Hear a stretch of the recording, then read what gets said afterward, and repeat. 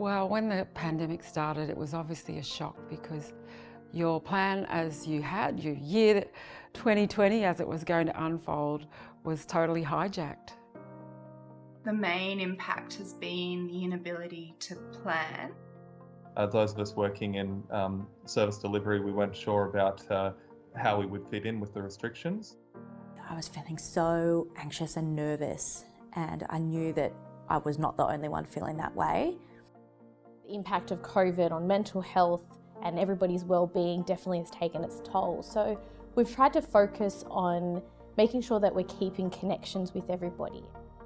I think the increase in demand has actually probably been the biggest challenge, and it highlighted some real areas for improvement. I've also noticed that we have got to be really careful with where we're spending our time and our energy. We only have a limited amount of energy, and during a period of high stress, I think you have less, you are drained more easily. So focusing on, okay, when do we have the most energy? What are we using it on? How can we use that time? Say if you're a morning person, how can we better use your morning time to be getting the biggest ROI on that investment of your time? And we've also been working with clients to have certain times of the week that we're available for client contact. Because if you're anything like me, you can get a bit of phone anxiety, and phone calls really take energy out of me. So I pop that into a certain period of time and protect my energy at other times. The most significant impact is we had a huge increase in demand for our services. So suddenly there was a whole population of people who have a need for free legal services that they didn't have that need before. Now they have it, and they're seeking that support from us. I think it was the continuity of work that was my biggest concern, but we did have some preparation in terms of people having access to a cloud system. All of our legal software was intact, and some of us were working from home and travelling a lot, so that really helped us in terms of being prepared. Putting aside the health and economic risks, I think the impact on the federal court has actually been a very positive one. We've seen very real and very enduring barriers shattered quite literally overnight. We're now operating at over a 70% capacity with all the judges and all the hearings completely online. So in a post-COVID world, we're probably going to have quite little backlog. I've been working from home since March now, and so has basically the entire entity, and it's working really well. I for one am definitely enjoying it, and we conducted a recent internal survey where we found out that 98% of court staff admit that they're working effectively from home, and 86% of staff said that they want to continue a flexible working arrangement in the future. In sort of May 2018, I'd written my book, The Tracksuit Economy, about working from home and my experiences as a remote worker, and really encouraging other people to think about remote working. So that was almost 2 years before the pandemic, which I sort of being asked of, how did you kind of know that was going, was it kind of foresight? So my book's had a second burst this year, which is really nice.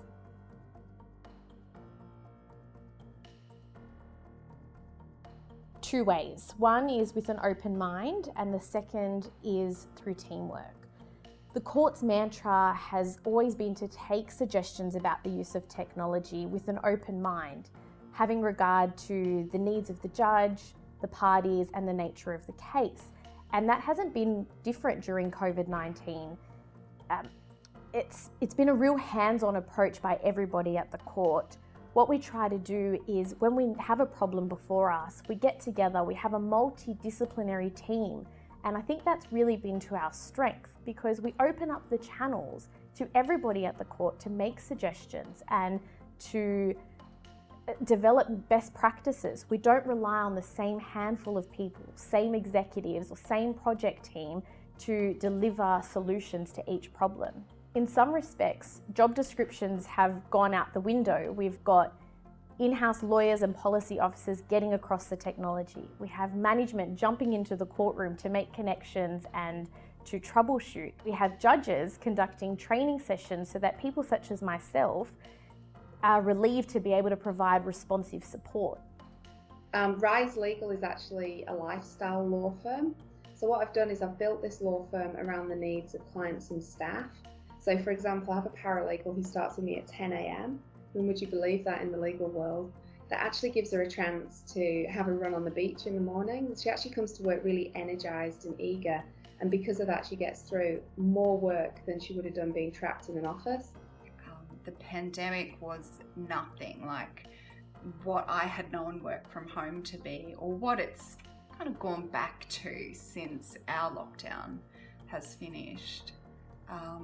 Very much, and I noticed on LinkedIn, for example, a lot more humanness. You know, all of a sudden, I think I've spent 5 years trying to keep my son and pets out of my Zoom calls, and all of a sudden I was seeing other people on LinkedIn proudly showing off their home situation, which I think has actually been a really positive side of things. Everyone's a bit more authentic. We had to change our service model. So we used to do face-to-face service delivery, and we would have drop-in clinics and people would just rock up, but we had to change our service delivery to phone and online. So that was quite the challenge. I mean, I think all sectors had to deal with that. I think the challenge for us was trying to deal with that rapid transformation in service delivery at the same time as we were experiencing that huge increase in demand for services. It changed everybody's day-to-day operations. So we're a sector of 40 community legal centres, so each of them had to change the way that they deliver services. So we used to have a mix. You could turn up for face-to-face interviews. We would have telephone advice sessions. So we increased the number of telephone advice sessions. We put more staff on those services. We extended the hours of them so people had more opportunities to get that kind of advice. We kind of redirected our community legal education, so we started producing resources that were about COVID issues. So we had a tenancy fact sheet up really quickly, we had social security advice up really quickly. So I think, you know, in their own way, every centre quite radically changed the way that they were operating. At the start of the pandemic, we worked with Indigenous Business Australia and Creative 33 to put out some videos for Aboriginal and Torres Strait Islander businesses to inform them what to do in the early stages of coronavirus. So we were filming and working on the scripts as all of the laws were changing and everything was happening. I think we changed the scripts about 5 times, but we really wanted to get them out at the start to help the businesses that were going to have to make some really quick decisions.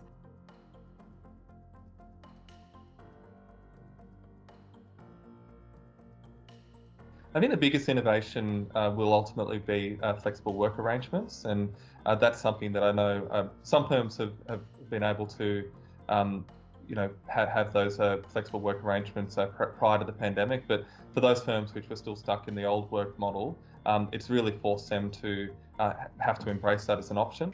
I think it's forcing us to think about the way, what the client experience is, the way that clients consume our work, what suits them. In the past, we'd sort of thought, okay, well, they want to come into our office to see us.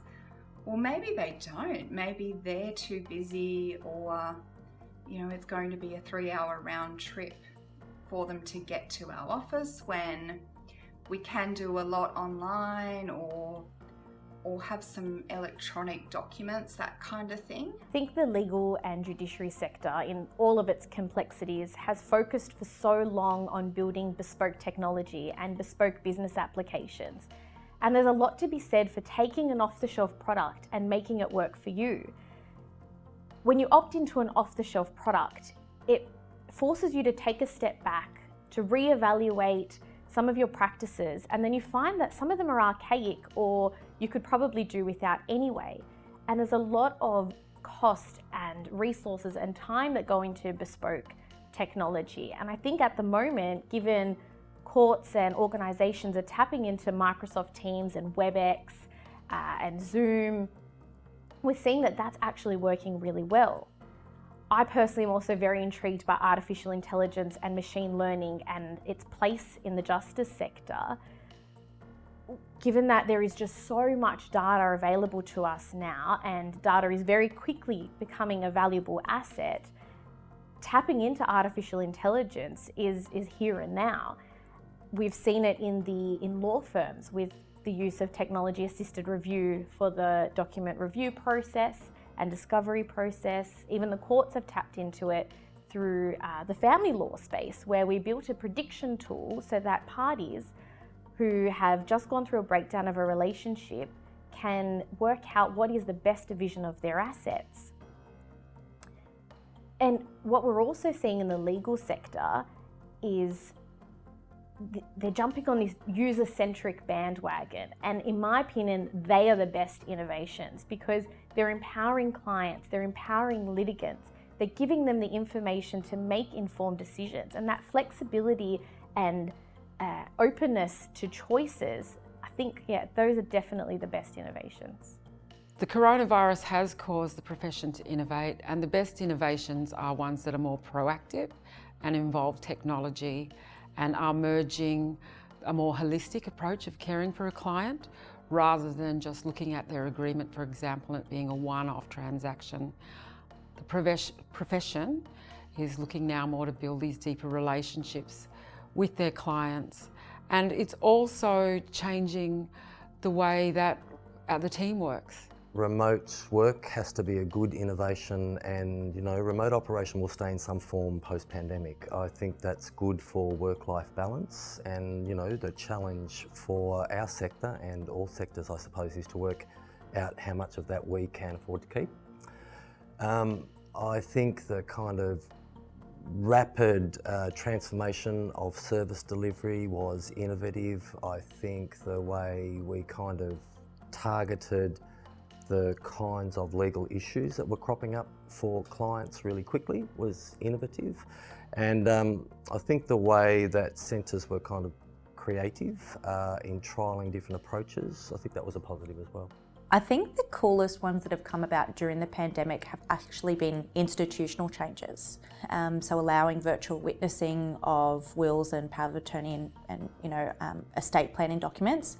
I think that was well overdue, and it's been forced by COVID. I can just hope that it continues into the future because I can't really see us going back to a pretty outdated method. Why wouldn't we just put some more energy into making this one work?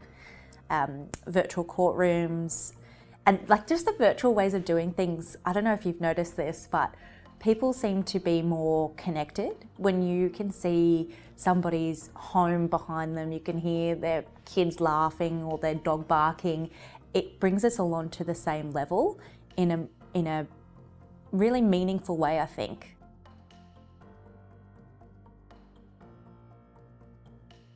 Put on your outsider glasses and look at your business processes and look at the areas where you are spending time where you wish you weren't, and find out what isn't working. And then say, okay, how could I solve that problem? And no idea is a stupid idea. Any idea you've ever thought of, anything that pops into your head, just do a really big brainstorm on what are the potential answers to this problem. The other thing I would say is you don't have to be an expert in everything. Find an expert to help you. There's lots of people in really niche fields now who can help you with legal technology, legal design thinking, lots of people available to help. The other thing I would say is to start small. You don't need to break your entire business down, blow it up and start again. And you can't expect to innovate everything overnight. I've probably got 3 practical tips. The first is to start with a hybrid model. You don't need to transition to a fully digital environment in order to be innovative. Not all things that a lawyer does lends itself to being digital. And that's the same approach we've taken with the judges. We started them off with working with electronic bundles of authorities. And once they were comfortable with that, we jumped them up to electronic court books and so on. And this is the same approach we've taken with online hearings. We haven't and we can't dictate to a judge how they should conduct themselves. We can only provide them with all the options and the flexibility. We're very aware of the fact that judges have to jump between Microsoft Teams and PDF documents and note-taking, and it's a lot to take in. And so if you kind of work in an environment where you're already familiar and on autopilot, and then constantly just slowly add in a new innovation or a new piece of technology to improve your efficiencies, you'll eventually get there. The second is to focus on training your support staff. You don't have to be the expert in the room all the time. And if you provide all the training to those who support you, then as lawyers and barristers and judges, you're left to focus on the legal issues before the court. And the third is to take suggestions about innovation from everybody in your organisation. Don't limit your discussions and your problem solving to the same handful of people. Sometimes what you think are the most far-fetched ideas are actually the most promising. Take law grads, for example. I know that they're the newcomers, but they're so bright and the technology is second nature to them. So make it a two-way street. You teach them how to be amazing lawyers and they'll teach you how to be amazing lawyers that know the tech. And looking at different technologies and see how they can improve efficiency. I also think that looking outside of law, so traditionally lawyers look to other law firms and see what they're doing well. I actually think we look outside of law and look at other service providers, other business types, see what they're doing and how the clients are loving those systems. For example, I looked to my accountants and saw the systems they had in place, the client portals, the way in which they drop documents into my client portal rather than emailing me and blocking up my email. Things like that, we need to actually look and see where we can make these improvements. I think the number one practical tip is get to know who your client is and think about niching your client. So think about, yes, you might do work for all sorts of clients, but if there's one particular occupation you like, to niche down on that. I think that the key lesson that I take away from this year is that it is possible to be an effective lawyer, to be an effective advocate, to provide effective legal advice to your clients without doing it face to face. And I think that it's really been a disruption of that old model. We are all capable of more flexibility than we think. So I come from a sector that is pretty comfortable with flexibility, but I think we are surprised by the amount of change that you can embrace when you have to. You can have the plan to change your plans and be flexible. I also found the other big lesson, probably the biggest lesson, is to stay connected and reach out. Be prepared for the unexpected. I feel like this could have been the turning point for us as a profession to say, right, we really don't need to be doing things the way they've always been done. The biggest lesson for me this year is not to wait until something's perfect before introducing it. We spend so much time trying to perfect a process or a technological setup that we end up creating delays ourselves.